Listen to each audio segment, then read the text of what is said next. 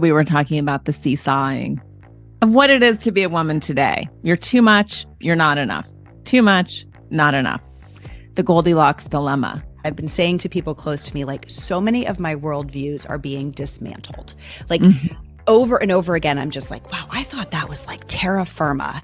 And now it's not. It's sand. And then, wait, I thought this was the solid ground. And then it's not. Since she has that, I can't have it too. Yes. Instead of saying, oh, because she has that, it means it's possible. And I can step into that as the path of possibility.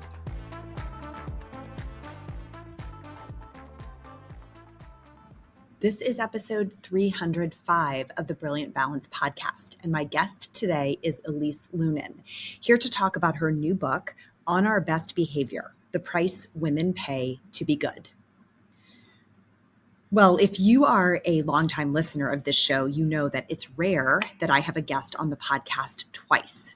But when I read Elise's book, On Our Best Behavior, I nearly tripped over my own feet, racing for my phone to invite her to return to the show. When she was here last, which was 2 years ago, she was in the really early stages of writing her first book, which candidly was in a very different form at the time. And the evolution that this work has taken really was extraordinary. And what Elise chose to do in this book was to dig deeply into the origin story of the 7 deadly sins and map it against a collection of behaviors that women seem very susceptible to adopting that keep us playing small and safe in an effort to be seen as good. So Elise really helps us reconsider the origins of our desire to be good, to be good girls and known as good girls, even as grown women. And she shares a model of how trusting our natural instincts might actually return us to a more balanced and peaceful and spiritually complete way to live. So I want you to prepare yourself to have a lot to think about after this episode. Elise may challenge a number of long-held beliefs that you may not have rattled around in for a while. And I know that was true for me and for some of the clients who I had the chance to share this episode with early. And I want to be careful that I am not necessarily deconstructing a worldview here. I think Elise is doing a really extraordinary job of knocking on the doors of some long-held beliefs that we may never have examined. Where did they come from, right? What is the historical context of this particular idea or this particular collection of ideas? And I think it's really important as adults that we are able to hold the tension between disparate ideas or things that we may never have questioned and new information as it comes in. I think that's true across so many realms of life. And she and I have a really robust discussion about some of the historical context for her work, as well as her own personal experience. And that's the phenomenal thing about this book, I think, is not only does she go kind of deep into the history of how we got here, but she also shares her own personal experience. And she is well equipped to do this as a writer and an editor and a podcast host for many years. You may know Elise as the host of Pulling the Thread, which is a podcast focused on pulling apart the stories that we tell about who we are and then putting those threads back together. She is the former host of the Goop podcast. And when she moved into this work, doing her own show and writing her own book, it really was an enormous move forward for her to claim her own identity and her own space and her own collection of ideas in the world. Elise lives in Los Angeles with her husband, Rob, and their sons, Max and Sam. And she talks a little bit about them in the early piece of this episode. So without further ado, I'm going to introduce you to Elise and her latest body of work. So welcome back, Elise. It is so wonderful to have you as a repeat guest on the Brilliant Balance Show. Thank you for having me. It's great to see you again. It's really fun. You have been on quite a run with the publicity for this exceptional book. So I'm so curious, what's been on your agenda today? So today, well, I started the day with a Kabbalah tarot reading, as one does. And I wanted, I've been trying to narrow in on what I need to start another book proposal. The long and the short of it is, and I've been trying to sort of divine in some ways which direction I'm supposed to go in. And then I did a podcast with this woman, Gina Hatzis, who has this program called Too Much of a Woman, which is an amazing corollary, because my book starts with this idea that women are told that we're not enough. And so we were talking about the seesawing of what it is to be a woman today. You're too much, you're not enough. Too much, not enough. The Goldilocks dilemma. Absolutely. And now I'm here with you. And then I'm recording an episode for my podcast, Pulling the Thread, and then running errands and making dinner. I was like, please tell me at some point you're going to Target and like making a peanut butter sandwich for someone. It sounds like you are. So we need some Nutella and some Wonder Bread, literally. Yeah. I love it. I love it. Well, it has been really fun to watch this book launch in particular, because we talked about sort of the preliminary idea for the book in our last episode with you, and when you were still dealing with female archetypes as the main frame for the book. And then to watch it evolve into this has been really extraordinary and fun. I read every word of it while we were on vacation, and I loved it. So I thought that this piece was particularly compelling. Someone wrote that your book is an invitation to reclaim the things women have sacrificed in order to fit in. And like, I couldn't agree with that more. In fact, in the introduction, you write about this web that we're all stuck in. Can you just tell us, to get started, what makes up that web and how are we stuck? Yeah. So I, like everyone listening, live in our culture, right? And in many ways, I think it's only in recent years, maybe, at least for me, I guess I can only speak for myself, have been conscious about the ways in which culture has shown up in my life or informed my life in ways that I don't necessarily haven't been consciously aware of, haven't chosen, haven't subscribed to, etc. Right? I feel like that's one of the great awakening points, whether it's systemic racism, or what is it to be in a heteronormative world, right? Suddenly we're like, oh, right, we're fish in an ocean. What's the ocean? Yep. So that's been relatively new for me in thinking about my life. And I think from like probably many of you listening, I'd always been like, I know what I need to do. Like, I'm just going to be this high achieving, performative child. I am going to break down barriers, break that glass ceiling, like watch out. And I will, in that process, secure safety, security, and peace and affluence for myself within the ecosystem I've been given. Yes. And like, there's some sort of linear trajectory, and like I will fulfill my mission and watch out. And I did that, right? Like I checked a lot of boxes. I have achieved by any measure. And what I found was that somehow, and this is how I opened the book, like somehow, despite that, I feel worse than ever, and I can't catch my breath, and I feel farther from this idea of being enough than when I started. And in that process, I'm like, oh, that was a fallacy. I'm like running some sort of race with no finish line. There's no like here or there. And I am going to end myself in this process. Like, what am I doing?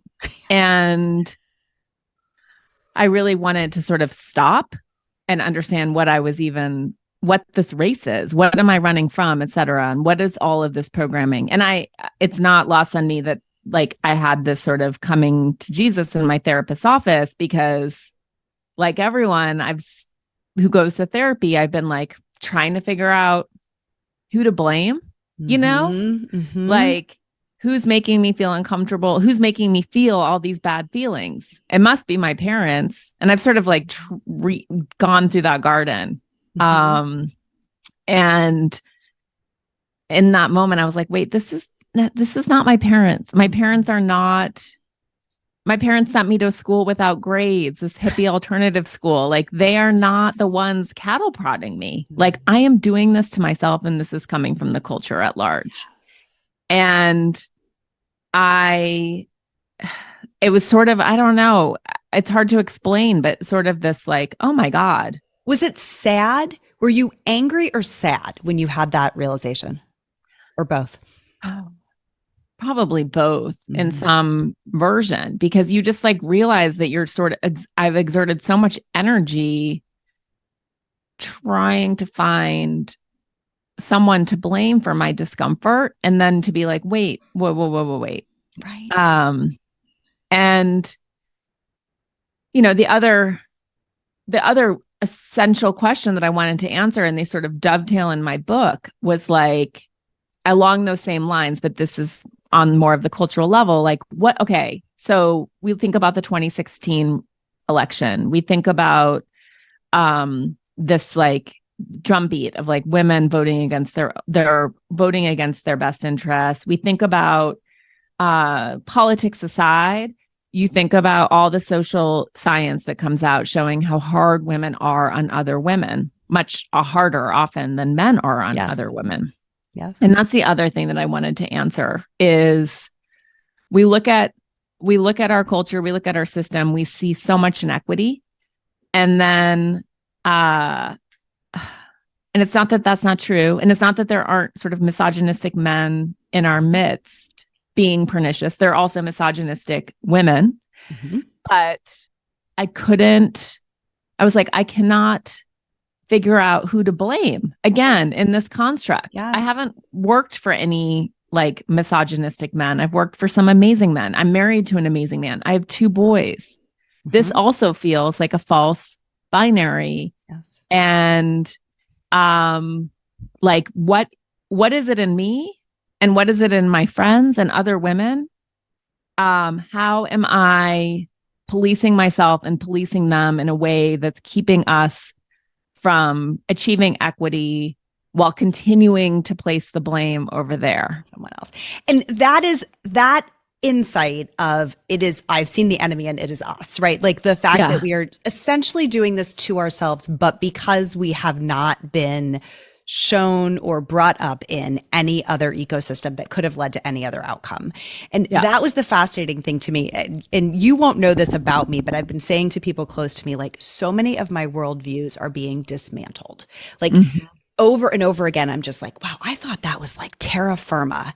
And now it's not, it's sand. And then wait, I thought this was the solid ground, and then it's not. And just sort of watching these walls fall down. And I said to someone on my team, I don't know if I want to read this book because I'm pretty sure we're about to dismantle another like pillar of what I thought was bedrock. And that is in fact exactly what you do in this book is take something that felt like, to your point, this is just the ocean we're swimming in. How would I even know it was an ocean?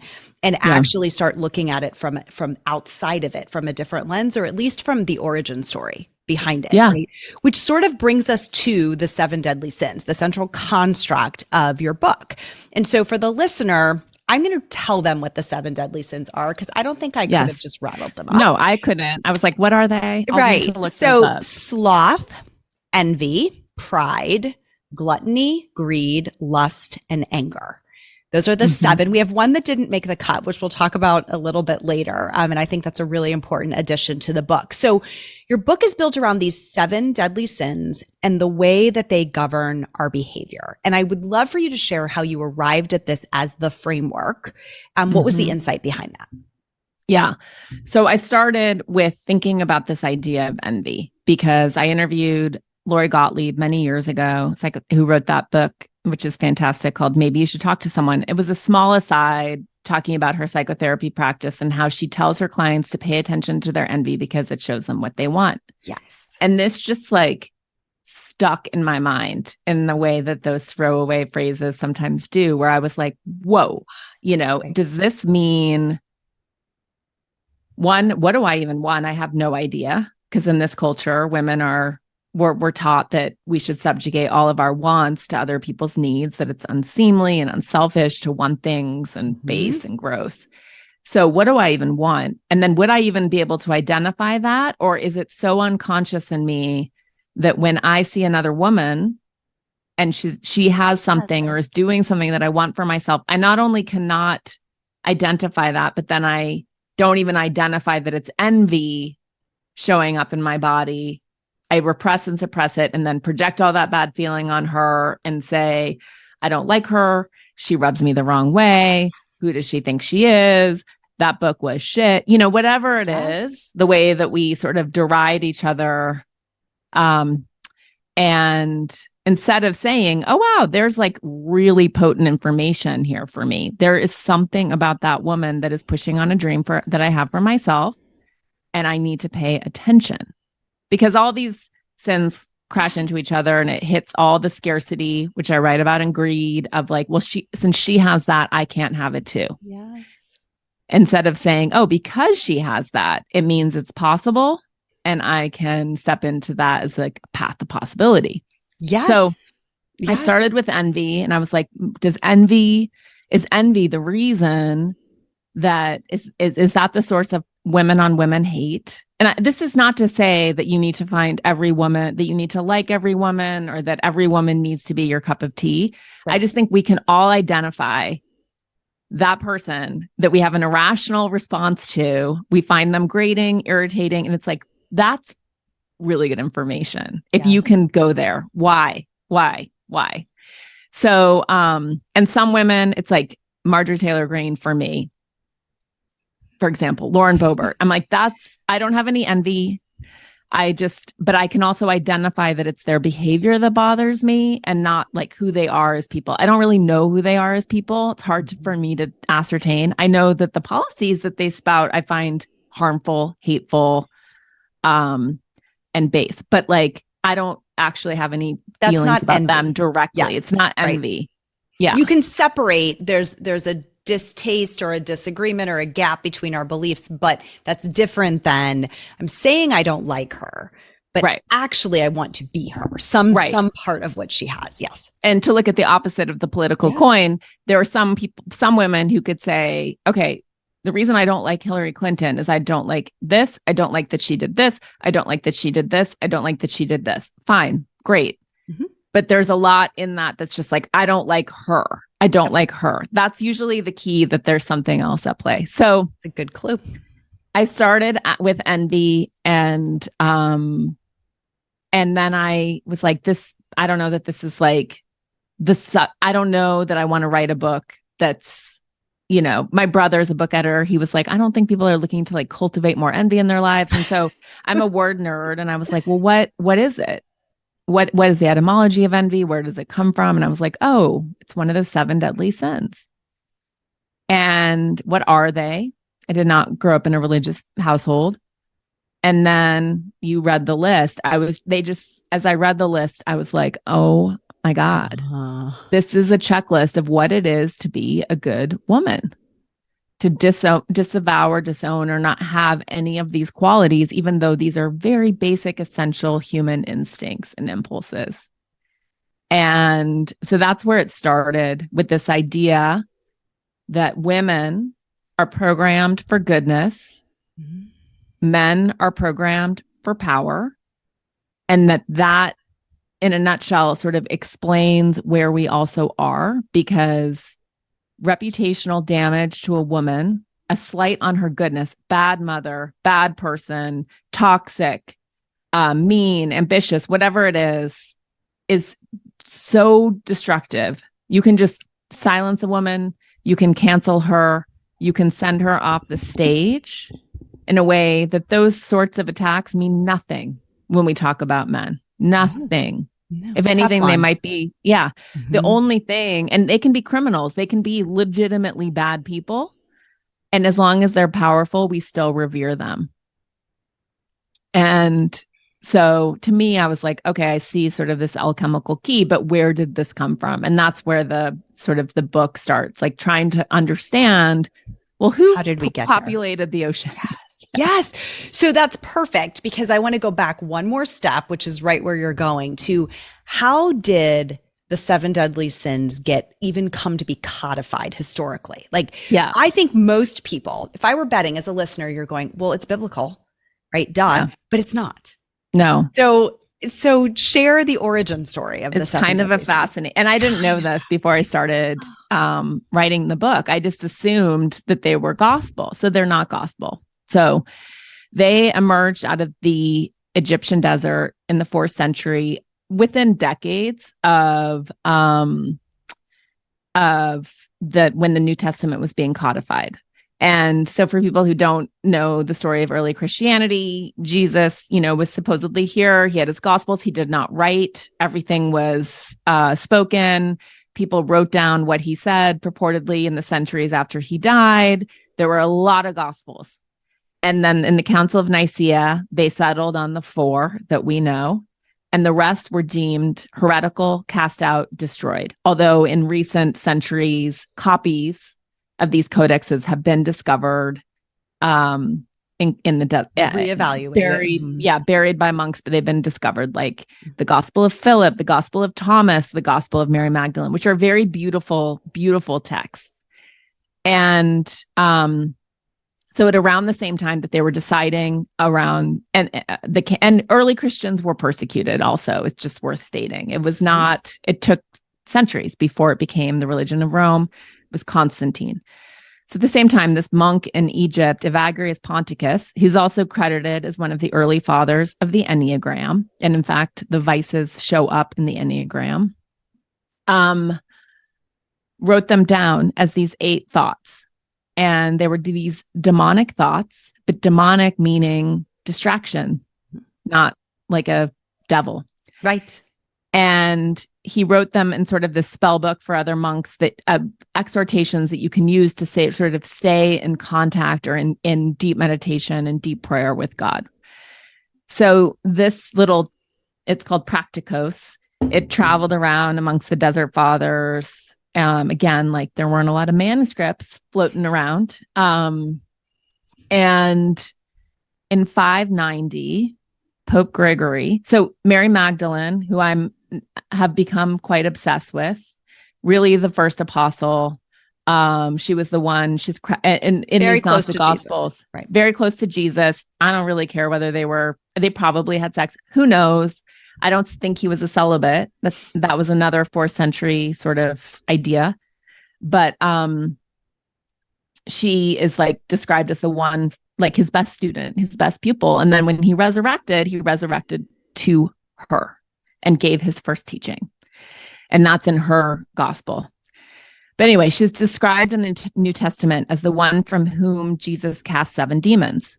And people have said, he balanced her chakras, or she's the most sanctified person in the Bible, whatever it may be. Those 7 powers show up in her gospel. But there's sort of these small asides. And so Pope Gregory in 590 takes these 8 thoughts, drops sadness from the list, turns them into the cardinal vices. And in the same homily, he assigns them all to Mary Magdalene, the one from whom Jesus cast these specific 7 demons, even though in no way we don't know that. They weren't named in the account. And then he says, these were the 7. These are the 7. She's the carrier. Mm-hmm. She's the same woman as the woman who anoints Jesus's feet with her hair, false. And that woman was a prostitute, false. So in this same homily, he assigns the 7, he creates the cardinal vices. He assigns them all to Mary Magdalene, and he turns her into a penitent prostitute. And she wore that reputation until like 1990 or something. And then in 2016, Pope Francis made her the apostle to the apostles. But that's where that started. I mean, it's just stunning in the historical references of how we get here. And candidly, as somebody who is a cradle Catholic, a lifelong Christian, like the studying of the historical I'm not going to question the accuracy, but the historical like context for some of the belief systems that we sort of like half pick up and don't fully dig into and say like, but where did that come from and what else was considered? And that's the part that I'm at this stage of my life fascinated by, right? It's not to throw my faith life out by any means. It's to say, this was built upon a foundation that I want to have a deeper historical understanding of how did we get here. And so when I was saying I have worldviews being dismantled, my Christian faith is not one of those things, but it is like broad shoulders that it can stand on of like, wow, we got to look at a lot of this. How did we get here? And which entities and organizations were served, right? Which communities were served by some of these, like, the narrative that went with some of these things that were being dished out, right? 2000 years ago. So when we get to the place where the 7 deadly sins are codified in this homily, like this is what they are. The interesting thing to me is that they so disproportionately seem to affect women as we now trace this throughout history. Yes. So that's a central thesis of your book, is that they disproportionately affect women. They're like this set of rules for us to follow, and they directly contradict human tendencies, right? Yep. Which one could argue was the point. Why does it disproportionately affect women? What did you learn about that? I mean, this is where it comes back to sort of Mary Magdalene and then my fandom for her, and through her coming to sort of love Jesus. And again, my dad's Jewish. My mom's a recovering Catholic who wanted me to have nothing to do with organized religion. And so I'm not attached to any belief system. Right. It's not like I'm offending sort of my childhood priest by exploring this or asking questions, which I think gives me a fair amount of freedom to just say, okay, wait, like I want to understand this. Yeah. And I have quite a bit of faith, ironically. But if anything, it's like, I don't know that I trust the church, but like Jesus was pretty rad and quite radical. So, but I think it's this I think Mary Magdalene is the alchemical key. She's besides Mary, the 3 Marys, Mary Salome, Mother Mary, Mary Magdalene. They're the ones who are with him. And then she returns and he resurrects to her. And then she would have been the first apostle, which is really interesting. But when she goes back to the other apostles and says, I saw him, Peter is like, he would never, like, you're a woman. And he becomes the first apostle. So you think about sort of this tradition and how it might have been different, carried on different shoulders. And then you have this very patriarchal idea of religion, that Jesus only cared about men, that they were all men. And when you actually go into early Christianity, a lot of it was primarily women. They were the ones hosting. There was no church. They were sort of supporting, funding, hosting, and some of the main teachers, Junia, et cetera, were women.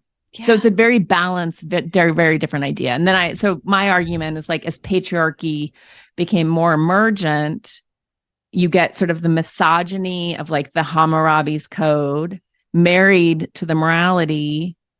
And you see that really happening again with Pope Gregory. He's the one who really turned the papacy into something that was more civic too, for good and for bad.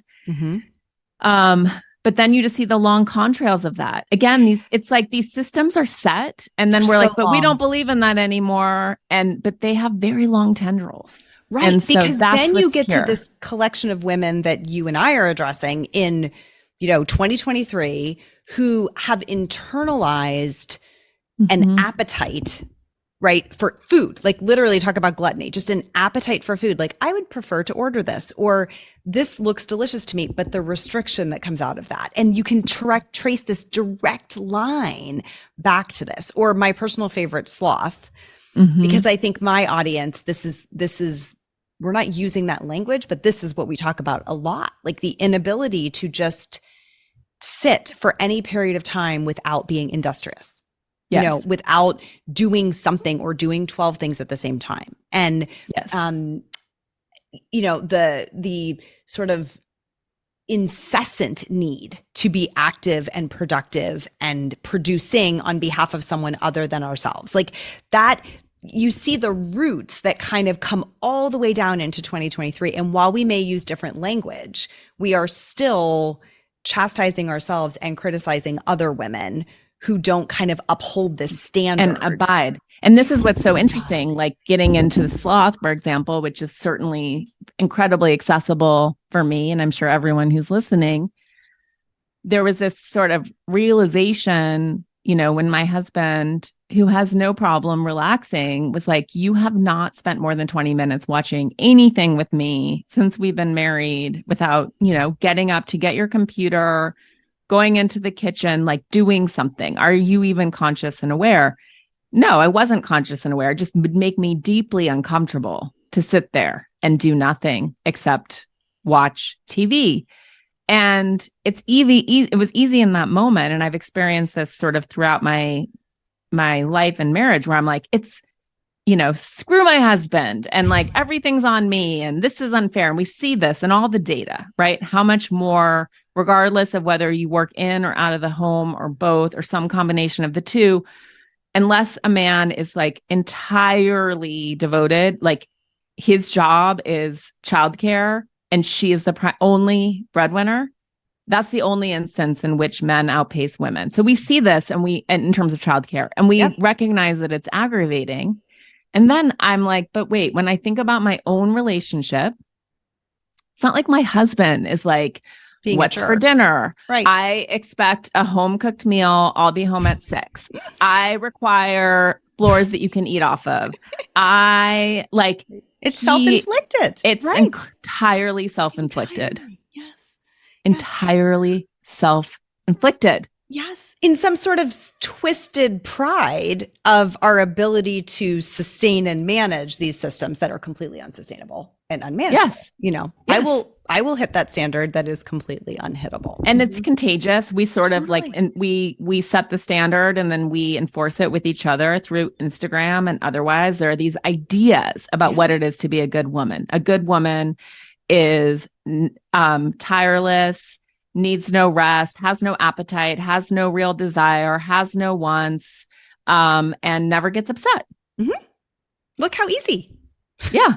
That's what it is to be a good woman. So to be anything other is to be deviant, but it's like so programmed into us. It is so in our consciousness in a way that like my husband isn't like, what are the extra, what should we do to enrich our children's lives? Like, I'm worried about like, I know that some men are engaged in those conversations, but I think it's very typically seems to be like quite emergent for mothers or a responsibility of like a mom. And obviously a good mom, a good mom, good being the operative word. And I think obviously all 7 of these are identifiable. They're at play. I don't think anyone's going to argue with any of the 7. I think greed was the other one that really stood out to me in my work. The conversations that we are unable to have about money. Yeah. And about wanting. The number of women who will say to me, I mean, I don't need to make a lot of money. I don't want to make a lot of money. I don't need a lot of money. I don't have a lot of money. Like this abdication of any kind of desire, right? For any, and that's just the money part of greed, which actually goes well beyond money into just wanting, right? And wanting anything is kind of the source of this particular sin. That is another one that really stands as a high watermark for me of like, it's so deep that we are completely unaware of what's and these things are complex, like, and then they get wrapped up into these like deeper, you can think about gluttony and you think about the medical system, and how deeply anti-fat it is, et cetera. So like these things get so cultural and we buy into that as well. And I understand why we do, even though So greed is like a hard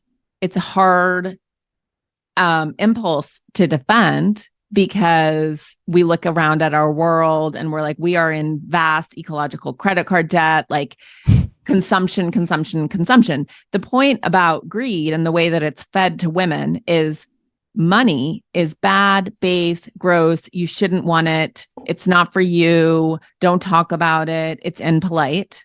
Yeah. But consumerism is your job. You are the household CEO and you should buy. And it's your job to support the American economy. And so it's that topsy-turvy world where women are like, wow, I have a closet full of handbags and shoes, and yet I don't have the wealth gap is 32 cents to the dollar. because money is for men. Yes, this is my point. And then this is where we got to anger for me. And then it was all over from there because that isn't, we're just right back to another one of the 7 deadly sins because anger is right in the list, right? And we should be angry. Like there is a righteous anger when you start to piece together the construct that is creating this impossible tightrope. And I'm going to make a pop culture reference. I saw you reference today in social media, the Barbie movie. And I think there are so many parallels between what you are talking about and what Greta is talking about in that movie. Like it's eerie. It is.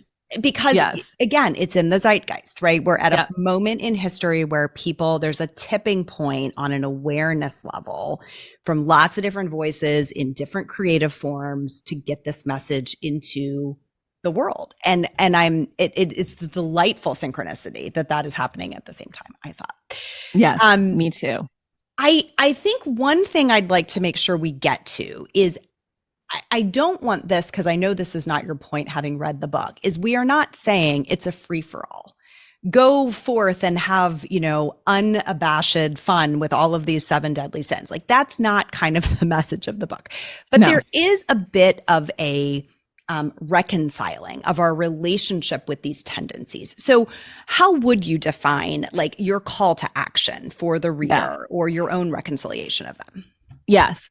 So, and that's a critical point. It's not a stunty book where I'm like, I'm going to spend a year like being lustful and yes, this is a book about balance. Mm-hmm. And this is a book about, as you just said, the word reconciliation, which is, I think we have spent so much of our vital energy suppressing, repressing, and denying these very human impulses and urges rather than recognizing that they're just GPS points on this path back to ourselves, and that we need to understand, we can't deny our hunger.